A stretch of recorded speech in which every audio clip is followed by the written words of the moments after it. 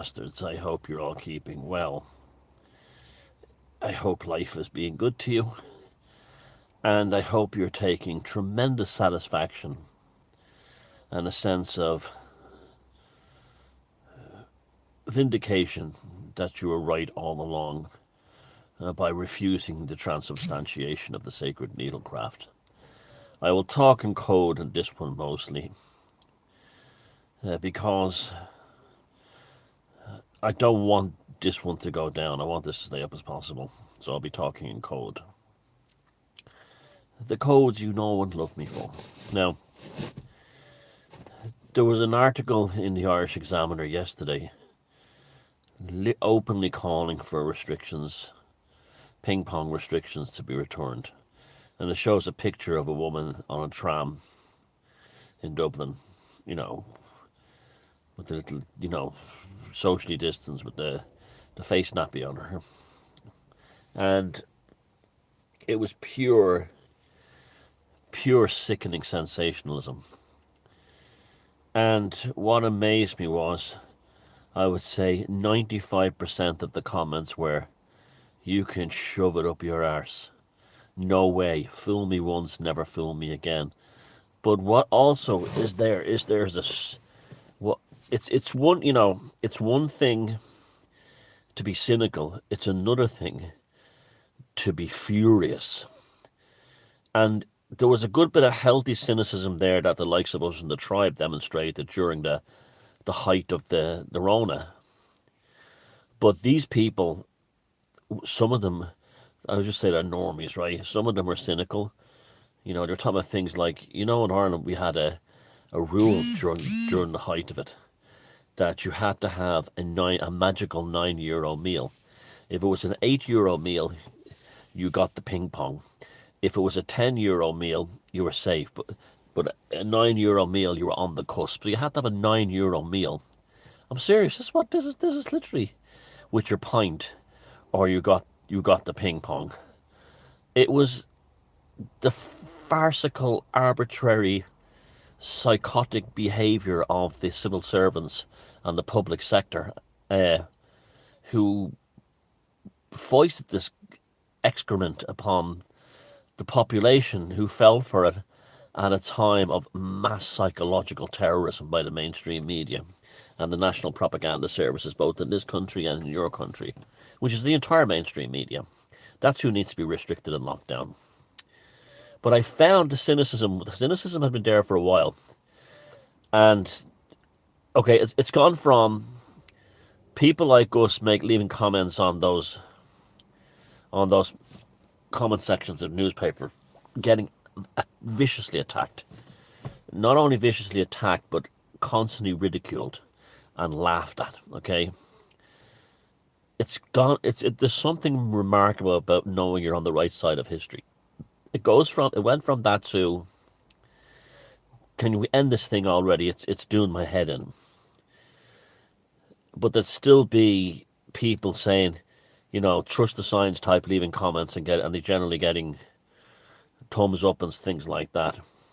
Then it went from, I'm done with it, enough already, to a very common one. The conspiracy theorists, it turns out they were right, especially when things like the vax passport came in. When us nutcases at the beginning said they'll bring in a vax passport, as a and to let you in to go into pubs and stuff like that, to travel, we were all universally laughed at, and then they brought it out and they laughed at us for us saying, "Don't take it."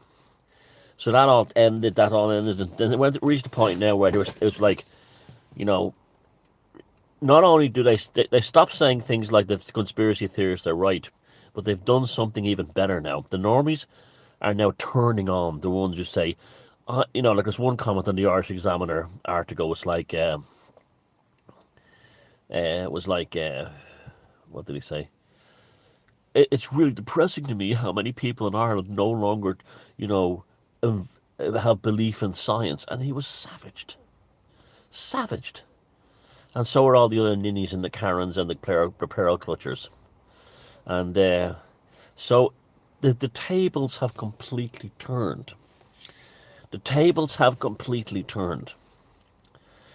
And now the ones who are trust the science are now being savaged and attacked on the internet message boards. And we're being left alone. We're being left alone, or we're being respected. Once you don't say stupid things, but like once you just say, the things that I've been saying from the beginning, look, it doesn't work, it hasn't properly tested, the things you can actually validate. It's to see so many normies talking about the WEF and the WHO, to see them talking about the Great Reset. My God, we have done it. We must have, we in multimedia must have reached hundreds of millions of people around the world for that to be embedded in the body of the zeitgeist. And there was loads of other comments that said, I didn't, no needlecraft, no face nappy, never got it, never got the Rona, I'm happy. And they're getting all super thumbs up, and people saying, I wish we had to listen to people like you this time last year, or 2 years, a year and a half, 2 years ago. My God, we have turned the corner. We have turned the corner, and we have been completely vindicated and are on the right side of history, and only going to get more right. Now, what's particularly interesting about this latest round of anger by the normies is it's real anger. I detect a murderous rage building among the population, and this may be the main reason why they're looking for more lockdowns. I reckon there's a lot of them out there scared. This is why all these resignations or early retirements. The head of propaganda here went back to England, of the state media. The politicians behind the whole thing or the civil servants, lots of them have resigned, family reasons, the usual thing. And there's a lot of rats leaving the sinking ship. Even Claire Byrne, stepping down from her high-profile job as the premier psychological terrorist within the state propaganda service here in Ireland. She'll be seen in the future. She knows that her legacy will she be seen in the future as the new Lord Ha-Ha. If you don't know who Lord Ha-Ha is, Lord Ha-Ha was a guy. He tried to get away with it. He was British, but he claimed to be Irish. He was trying to get away with the death sentence. He used to run a radio station called Germany Calling, Germany Calling, and it was an English language propaganda broadcast from Germany into Britain during the war, World War II. And he started shouting out, Germany Calling, Germany Calling. Your incompetent Prime Minister, the balding and fat Winston Churchill, has made another cock up again. This time in Operation Market Garden, as you call it. Operation Market Garden? What kind of a name is that for a military operation? No wonder the glorious troops of the Reich ran you down. Now, you see, that's what he was like. Well, Claire Byrne, that's your future. That's how you're going to be seen. And all the scientists are going to be all Mengels. That's how you're all going to be seen. We might not get an official Nuremberg too, but what they used to talk about in the past, the goddess of the court of eternal justice. That will, Fortuna, that will be the ultimate arbiter. The sword of the North, Odin's sword, hacking through the profane. It's coming. You're not going to get away with it. No, not when I see the anger. And where's this anger come from? This anger comes from they're noticing the amount of ambulances on the road. They're not buying the long ping pong excuse. They are all now encountering people who've either shuffled off the mortal coil or has got the arterial jam. I should call that. You know what I mean by that. It's a word that rhymes with blot, begins with the letter C. The arterial jam. Okay. They know so many people that have got it. They're noticing all the freshly dug graves in the graveyard, and those ones that have a sentient awareness above that of an amoeba which is not most of them sadly, are lying in bed at night wondering when the arterial jam sweetens up inside of them. Now, I've been thinking about this, right? And I've been reading up on it. The list of side effects from the transubstantiation of the sacred needlecraft are varied and many, but they don't actually tell you what causes them. In particular, the arterial jam says it's a risk factor. But you're not actually told, and I can find very little information on why the transubstantiation of the sacred needlecraft in particular generates arterial jam. And I'm going to throw my theory out there as to why that particular needlecraft causes the arterial jam. It's because of the heritage soup inside it. Now, if you don't know what heritage soup is, it's Diana, Neville, Arthur. In this case, it's the Reginald. What did I say the second one was? Neville, Arthur. In other words, another life form has entered them. And this life form has awakened the ancestors within inside them. And they're the ones punishing them with arterial jam. Yes, women collect DNA from intercourse. And it seems to be collected and deposited in the brain for some reason. They can take other people's DNA through intercourse and they store it in the brain. And it's the same with gay men. When gay men take other men's DNA inside them, what does survive, which is very little because it's a completely different process, is stored in the brain too. So the human body has the capacity to collect DNA heritage soup from others because of intercourse. When they put you under a blood transfusion, it's a different thing altogether. They put you asleep because there are two life forces, and they do it very slowly, that the blood is and it has time to do it. When you get the transubstantiation of the sacred needlecraft, you have a heritage soup that's alien to your ancestral lineage. Remember, all your ancestors, this is the one reason why you should say no to that thing. All your ancestors are inside you, inside your heritage soup. Okay? All of them. And they are aware and vigilant. And when they notice an alien being, an alien force, in the guise of an alien heritage soup delivered via the transubstantiation of sacred needlecraft, they literally put up a blockage to stop this stuff from getting around. And this is what causes the arterial jam. Your ancestors. Remember, as a pagan, I take DNA very seriously.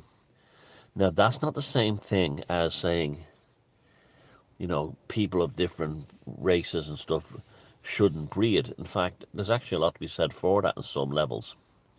You're collecting a spiritual identity from all the other parts of you. So it's not necessarily a bad thing. Our pagan ancestors were not obsessed with pure blood. That's a modern thing that came about Possibly because of Christianity and things like the most precious blood, the most sacred blood of the Christ. But I can find no documentation that shows that our ancient pagan ancestors gave a shit about race or anything like that, and pure blood in that sense, through intercourse. But intercourse and childbirth and having children is not the same thing as the heritage soup delivered. The corrupted and cenobite Choronzonic heritage soup contained in the transubstantiation of the sacred needlecraft. That's your ancestors awaken.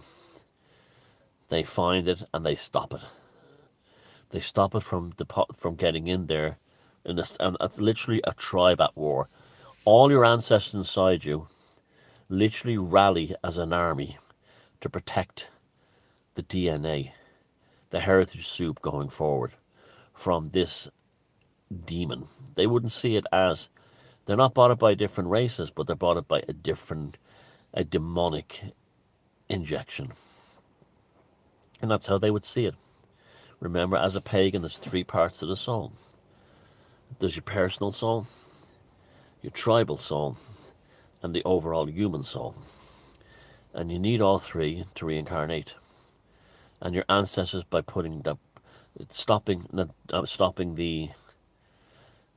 the arterial jam, using the arterial jam to stop the demonic heritage soup, are actually saving the tribe. You're a product of 10,000 loves and 1 million humans and 1 million stories. And you're going to give that all away so you can go to Disneyland, have a pizza, virtue signal, trust in the science. Do you think that the ancestors within you are going to not punish you for that?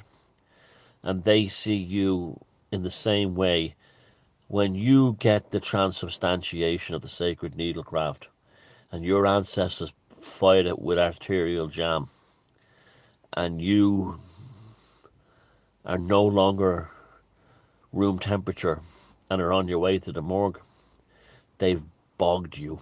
They have bogged you in the same way our ancestors used to get the worst kind of elements from the tribe, cut their throats and throw them into the bog, face down, with their hands tied, because the bog was seen as the ultimate abyss from which no reincarnation was possible.